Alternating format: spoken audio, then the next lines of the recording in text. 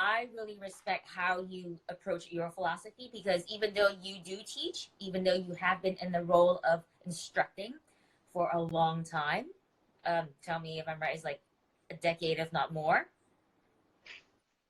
Okay, 2 decades. I'm trying to sound so young here, Andres. No worry. No. Yeah, but I like your approach on how you are a student first. No matter what, you are a student first. And then you teach and you share your practice. So as a student, what has been the lesson from that you've taken from your recent struggle? And being in Hong Kong, you had many recent struggles. Good. Okay. Interesting. Well, yeah, I've always been a student, and I've always liked to learn new things and train and have this physical journey for me started when I was very young, like 8 years old. Mm. When I started martial arts, I started because I wanted and I found a way to pay for it. Went to my grandpa, etc. Then I started teaching fitness when I was maybe 16 or 15 years old. Okay, so that's a while ago. And right before I started training with Ido Portal, who's still my teacher, maybe that was 8 years ago almost. Uh, so I had these two things that I was doing, because on one side my job was teaching classes, teaching Mm. fitness. Yeah. That's how I pay the rent and the food. But on the other side, as my own training and my own practice, whatever it was, I was always looking for more than what actually fitness was offering me. Okay, Yeah. uh, I believe fitness has many benefits, but if you are interested, you want to grow into any in practices and want to continue uh, the evolution, okay, and the research or something. Fitness is gets short, maybe even quite soon. Okay, Mm. so I was doing, after I did martial arts, I was into dance for a few years, into dance and performing. And then I went to aerobic gymnastics for another few years. And then I tried to came back to start study MMA. So I was always like doing something for me. But I was like, but at that time, actually, it's not like I was offering something I didn't believe, but I had the feeling of maybe for most people, riding a bike, riding a stationary bike is okay, right? And maybe for most people, do bicep curl for 5 minutes. That's enough. But for me, I wanted to, I don't know, be more flexible, be faster, be more coordinated, explore this and that, right? Mm. And then when I found Ido and his approach and what he was teaching, I'm like, I found this idea or this realization. You know what? I can teach what I like to do for myself. It's not like nobody else is gonna like what I like. So why not teaching what I do on my free time? So so that's what happened with me. Always trying to learn something different. And then when I found Ido Portal and what the way he approached movement, I was completely uh, caught into this thing of movement. And so, as you said, I started as a student. I didn't start teaching these after a couple of years. I made a promise to myself that I'm going to be a student a couple of years, and then I start teaching a little bit here and there, and continue to grow. Good. So this practice as a student, now we go to that. To me, at least, has taught me how to be humble, how to deal with frustrations. Because, as I said, um, let's say you do fitness, and fitness is fun, and fitness is cool, and fitness, you sweat and you scream, but I don't believe you struggle that much. I mean, you sweat, Mm. but it's not that hard, you know. You go back every day and it's pretty much the same thing. So once you get a hold of what you do, then you're pretty much set, right? You know how to squat, you know how to lunge and do burpees, you're good. So when you approach movement in different ways, like, you know, let's try to learn, you know, I've never climbed before, let's get into climbing, for example. I've never done whatever acrobatic, let's try to do this new thing, and then let's try to do that new thing, and then so then you get used to struggle more, right? You get used to struggle, you get used to feel uncomfortable, you get used to feel out of a comfort zone. You're never in a comfort zone. Challenge certainly as well, right? Yeah, exactly. So then you start to get into this mode of okay, I'm okay when I struggle. I'm okay in frustration, and I learn to be calm.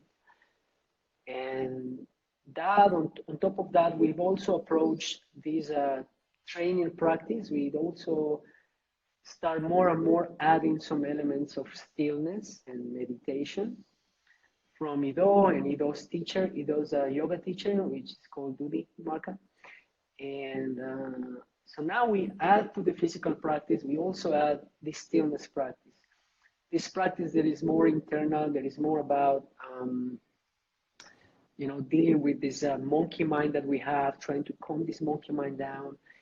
And let's say, out of many things, out of this type of practice, you also learn to be as sober as possible when you struggle. You learn to react better, right? Some people, you know, they're eating and maybe they drop a fork and they already make, oh, fuck, make a big deal about stupid things, right? And then, sorry? Like easily triggered. Yeah, all the time. Like you lost the boss, then is a problem. So then what happened when the big challenge comes? Like it happened to you, right? When what is really a life or death situation? When really something more or less serious, your son or daughter broke a leg and you're not close, you don't know what's happening, things like that. So how are you gonna react to that? So this practice also has taught me, you know, to focus on that, on be aware of the reactions in life, being more calm, learn to have more my priorities straight and less distractions, and then finally getting to this point of a little bit of uncertainty in these days in Hong Kong, a little more from before. Yeah, there's some stress, but you learn to, see, you know what, this is definitely not close to the end of the world or the end of my life. It's not that bad. So yeah, let's just stay calm, and then you take it as it comes. There's other people around the world, unfortunately, that they really struggle with this thing. They're struggling, or maybe they lost their job, and they don't have, they have to get for tonight's food. They don't have food for their kids. That's a different story. But most of us, we stay at home. We might lose a little money, but it's really not the end of the world. And that's important that people realize it's okay. It's not that bad. So it sounds like there's a practice with perspective as well, because the more we narrow in on something that has been triggering our anger and frustration, the more we kind of block out everything else that plays a bigger part. So how do you practice changing that scope, changing that lens often? Sometimes we're so focused on one thing, but how do you practice taking a step back and looking at whatever is triggering you as a whole? I try to repeat myself that nothing is worth triggering me unless somebody is about to die or something like that. And I think you can ask Shamara, my wife, you hardly gonna see me upset. Right now. Sorry? I saw Shamara just signed in here, so she's probably listening. Oh, she might be listening. Okay. So maybe she can answer on screen. I think it's very hard to see me upset and overreacting about anything. Like really, even when you can say something bad is happening, it is what it is, you know, it's like that. So I'm not sure if I have to take a step back. It's more like you are aware, or try to be aware all the time, right? Don't even, you know, don't even step on the shit on the floor and then take a step back and say, oh, I stepped on shit. No, it's Yeah. more like you're looking at the road. Yeah. So you just move aside. You need to step Oh, I on love that. that analogy. What's that It's much not shit? a, it's a good one, right? So, so it's more like that. That's what I believe. This is me, or this is what I try to become more and more. Uh, and my stillness practice is Do you think that's directed how your towards. practice had evolved over the years? For example, when you transitioned out of your job where you were teaching a lot of classes, you were teaching group X, you had to bring a different energy to your profession and to that practice as well. And you had to keep it up yourself, obviously, because you Oh have to my teach it. God. But when you Yeah. transitioned out of it slowly and slowly more into your movement practice today, the beginning part of that movement practice and today, there's been a lot of time and a lot of just like barriers broken down and kind of reprioritizing barriers broken down again and rebuilding. So talk to us about that transition and how your practice had evolved, not just physically, but mentally. You are very, very on point. That is very true. When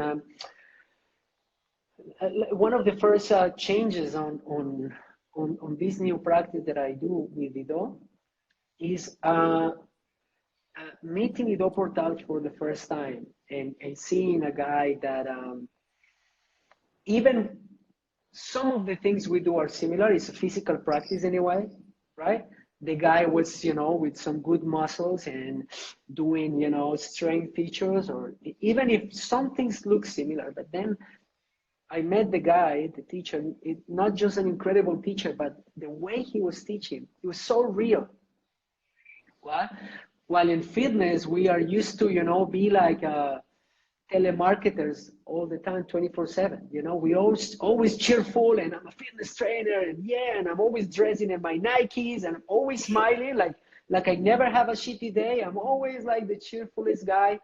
Yeah. And it becomes like an expectation from other people. 100%. And then you have to look a certain way. You know, honestly, I used to go, you know, every other day to the Nike store to buy the new Nike shoes and the new leggings and looking cool. And you get involved in this world, and then suddenly you are part of it, right? You are, you know, one more of this. And then you film a video, and then you have to look cool and sell it, and talk in a certain way. And then I go to Ido and take a training with him, and he's just him.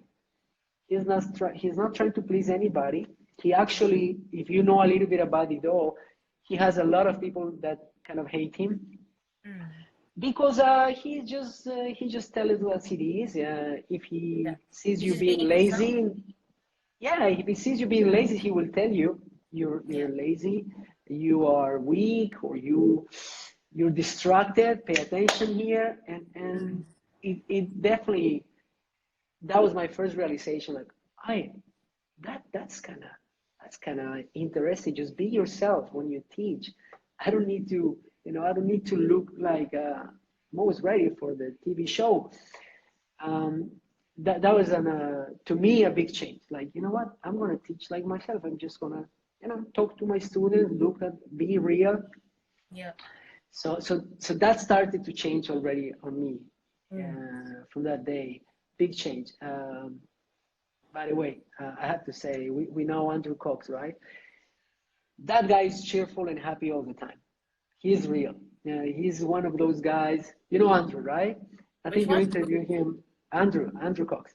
Oh, Andrew Combs. Yeah, that's just him naturally. He's happy all the time. He's amazing. I'm like, I wish I'd be so happy Well, I 24/7. mean, So he's I'm the not only checking one that for it. It's I not that think he's he's like that. happy all the time. He naturally has that energy, and it comes off as being Amazing. very enthusiastic. He's amazing on this. Yeah.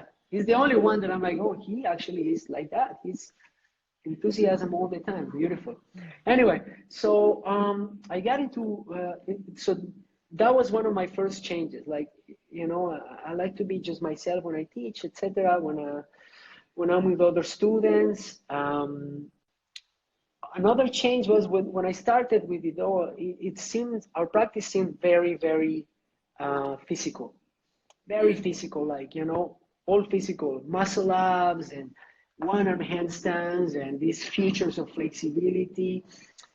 Um, and then it becomes this obsession for getting this exercise and getting that exercise, and as we evolve, and I think also Ido himself is evolving all the time, constantly, Yeah. which is very nice to see him very honest, and it's not like, you know, I said this once, so I'm gonna defend it until I die. No, sometimes he says, you know, I made a mistake here, I made a mistake there. I realized this is not what I was thinking, so redirected the practice, and along with him, also ourselves, our student, his student, making our own realizations, and little by little, the practice still very physical, but definitely a practice that is not that much success oriented, you know. Yeah. So it's more like we have a direction of our practice that keeps us busy and focused, and give us something to do every day Mm. and evolving. But it's not like, if I don't get that exercise, uh, I'll be a You're failure, automatically seen as a failure or anything like that. or when I get that exercise, that's it, I made it, I'll be so happy. Because the reality is, you'll never be happy. uh, Yeah. when you get there, you realize, oh, I'm just the same as yesterday. Now what? So this journey started to become less about certain specific goals and more about realizing the practice itself creates certain changes inside you. Not Yeah. that much physical only, but Not about the tricks. way It's not you, about what you can show for.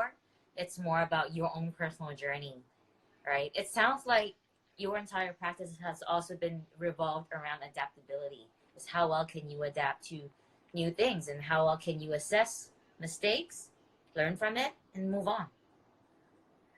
So it yes, sounds like a very yes, beneficial practice for like our community, the Hong Kong movement practice. And it's great to see that people are able to learn not just what you teach, but what you demonstrate as a human.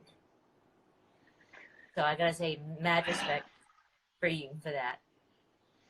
well, thank you for that. Is those little things are hard for me personally to say it, but I I hope I can be to my students in a way what my teachers are for me, right? Which which are certain, in some way, role models, not the role model ever, but in some ways a path of um, how to behave, where I want to go. So teacher that leads with example, with his own practice, with his own discoveries.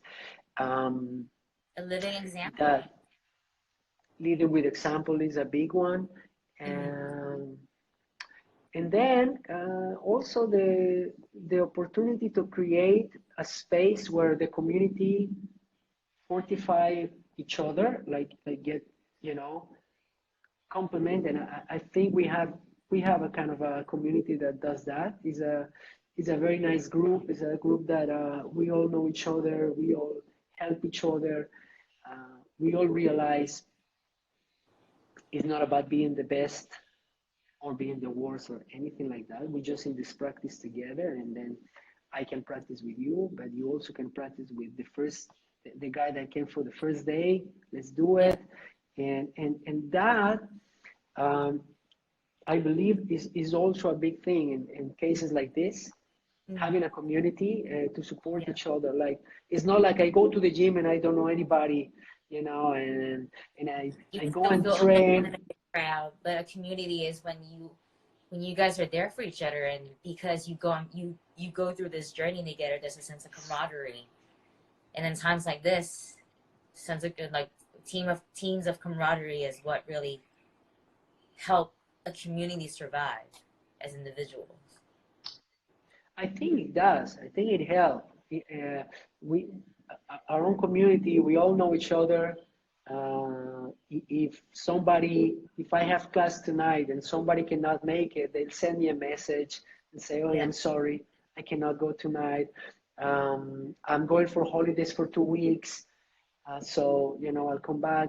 And those type of things you don't see in many places. You don't see that in a gym for sure. Um, Very few places create this type of you know what we are here for each other. So I feel a little bit responsible of not letting the group behind. I want to be there and I want to stay update. And for example, we're doing these classes online these days, and you see the screen full of people, and we all know Yeah. each other. We all know Yeah. each other, and everybody's saying hello to the others. And I see the screen on the TV, everybody kind of looking like this. Not really, but it's a little bit like that, right? While It's an interesting maybe, time right now. It's like keeping the community going through an online thing, and even doing this. yeah, but at least my point is, sometimes you see this, you go to a gym, for example, is one of those examples of detachment from each other, even a yoga class in general. You see a group, a room full of people, but there's no connection between them. You don't know the person that is on your right, you don't know the person. The mats are this close, but Yeah. we're a world apart. I don't know nothing about this person that is almost touching me, right? Mm. Um, and the same way, then you go and teach a class online these days, but it's the same. Most people don't even put the image because why? I don't know these guys. So Yeah. again, it's a group of strangers working together. Yeah. Well, a beautiful thing I have with this group is, man, yes, we are not physically together, but the fact that we all know each other so much, it gives you that feeling, at least close. Like, Yeah. hey, It does. is that's Emily with us, and that's Cordula, and that's Jeremy, and that's Scott. I know all of you. This is awesome. It's a little Yeah. bit like our group together. Yeah. Anyway, It's just like so what so commented is we connect to each other in a different way. Well, thank you so much, Andreas. This has been a brief chat, but for anyone who's watching, we are definitely going to bring Andreas on for a long conversation on the podcast. thank you Vale, very much, amigo, muchas Emily. gracias. We'll talk See you soon. later. Te veo luego. Chao.